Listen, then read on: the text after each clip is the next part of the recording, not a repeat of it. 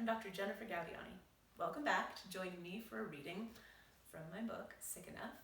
I've been reading the boxes at the end of chapters in order to give you a little something to give you support or just something positive during this challenging time. I encourage you, as ever, if it would be helpful to you to grab a snack or a meal and begin that during this, you are very much invited to do so. This is from the chapter called The Empty Tank, and this box is called The Subterranean Aquifer, Checklists, and Reframing Expectations. When I talk with my patients about the quote-unquote soul cost of constantly running themselves ragged, of chronically failing to recognize and attend to their physical and emotional needs, I like to use the metaphor of the subterranean aquifer. An aquifer is a reserve of underground water that can be tapped into when water supplies on the surface run low. I liken the aquifer to each patient's intellectual, emotional, and physical energy stores. Many of my patients tell me they feel uneasy about taking care of themselves. It can, they tell me, feel more appropriate to get schoolwork done just right, take care of a friend, or to accomplish a work project than to sit quietly and take care of themselves. This is what I call depleting the aquifer. They've been tapping into their reserves for so long that their metaphorical personal water level drops and rarely gets replenished. They're nutritionally drained, emotionally drained and numbed, so that on a day-to-day basis, they find it a struggle to do things to take care of themselves. My patients' aquifers often start out plentiful. They're so capable and have such impressive capacity to do work that it takes a lot for them to dry up. This can contribute to their thinking, hey, there's no consequence. In fact, I'm praised and rewarded for this. I'd better keep going. But there are serious medical consequences to letting that aquifer run too low. Even if patients aren't consciously aware, their soul knows that they're further depleted every single day. When the aquifer gets too low, the body and soul will find a way to force patients to hold still and recharge. In the case of the eating disorder, as they get sicker and deplete the aquifer even faster, patients become so unwell physically that they're forced to slow down.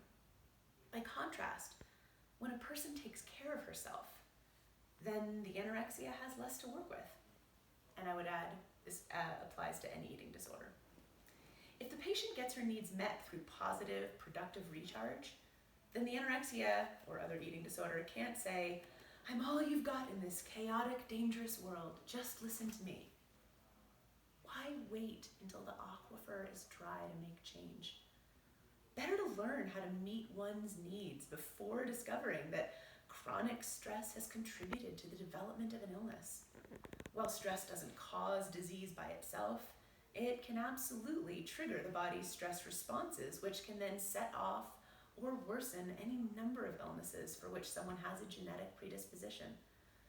I encourage my patients to start contemplating what their personal, psychological, social, and physical needs are.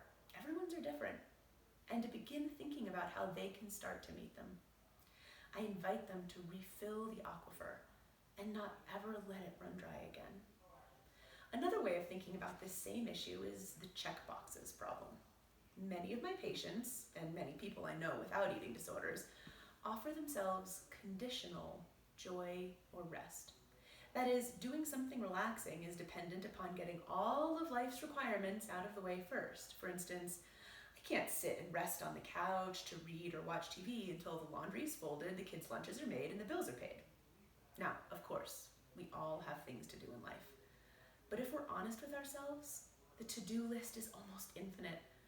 Whether we bring our work home with us in the form of email at night, or our work takes place in the home with no office to leave at the end of the day, or there's a ton of homework to do, there are always tasks on the list. In medical training, doctors learn to put little open checkboxes next to tasks. So in my mind, the list has a series of checkboxes next to it. Too many of my patients resist relaxation or rest until all their checkboxes are checked. Guess what? That means they almost never give themselves permission to rest. They might have seen this same behavior in their home as children, where Hard-working parents never appeared to take time for themselves in order to serve the greater good. These are honorable, well-meaning tendencies.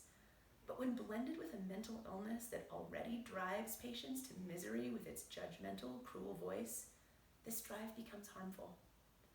I encourage my patients to challenge this philosophy. Sure, they still have a bunch of things to do. But if they don't rest and recharge, even for a short time each day, their bodies will take them down. This could mean their eating disorder gets stronger, or they have a flare of a sensitive GI system, migraines, or chronic pain. As a result, they will actually be far less productive. If we're maximizing for productivity, which isn't always necessarily the right thing to do, then regular recharge and rest will prove much more productive than wringing ourselves dry. Would we ever expect a car to drive 100 miles before receiving any fuel? Can anyone sing before they take a breath?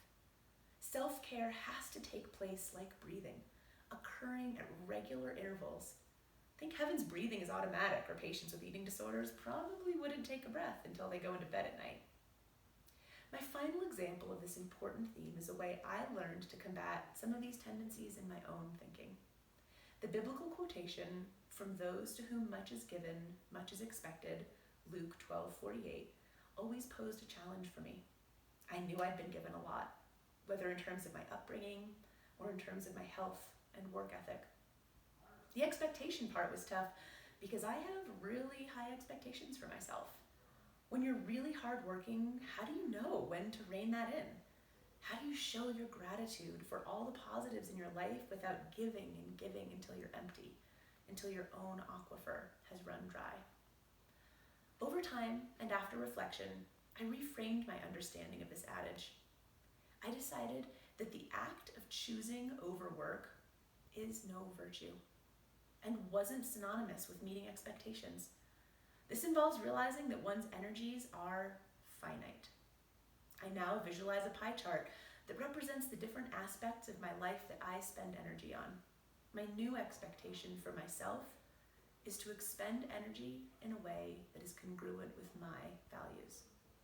In my own personal values pie chart, my husband and kids tie for first, then my direct work with patients, then everything else I love and think is worthwhile in life, staying healthy, writing this book, nurturing my friendships, enjoying my extended family. So for me, I can't give 80% of my energies in a given day to my patients and come home with 20% left for the people who tie for first in my values. I must conserve energy. That means I have to say no to things.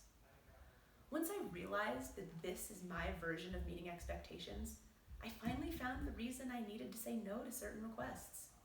Saying yes to something I care about, but not as much as other priorities, puts me in energy imbalance. It hurts, don't get me wrong. I'd love to be superhuman and please everybody and show my immense gratitude by saying yes to everything.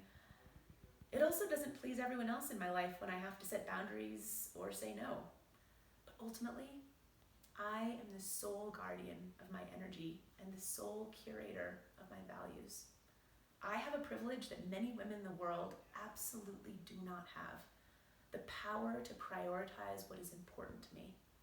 I will use that precious gift to the best of my ability.